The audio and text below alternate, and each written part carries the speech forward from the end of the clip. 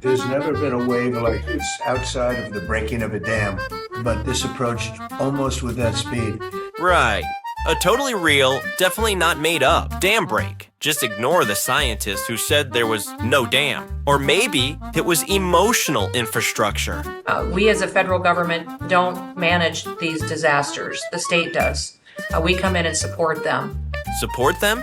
With what? Empty folders? FEMA budget cuts? Hotlines that go straight to voicemail? We're cutting through the paperwork of the old FEMA, streamlining it much like your vision of how FEMA should operate. So removing the experts, canceling disaster plans, and hoping the water recedes before election season? Several times the day after the flooding, you and Melania were on the phone with me, and I want to thank you for that. That meant the world. I was able to tell many of those folks that I had been visiting with you and that you had said, whatever they need, Christy, let's deploy it.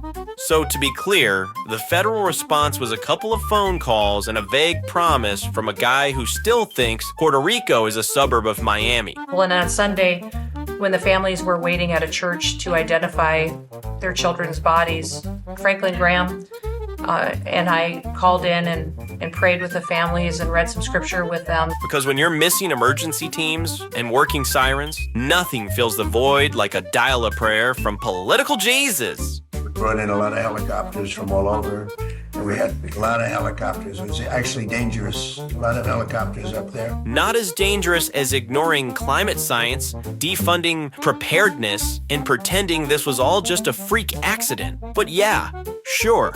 Thanks for the air show. And they're so thankful that you're letting them make the decisions and manage the response like it should be. When disaster strikes, they call in helicopters, scripture, and spin. Subscribe for more. This cabinet means just getting wetter and weirder.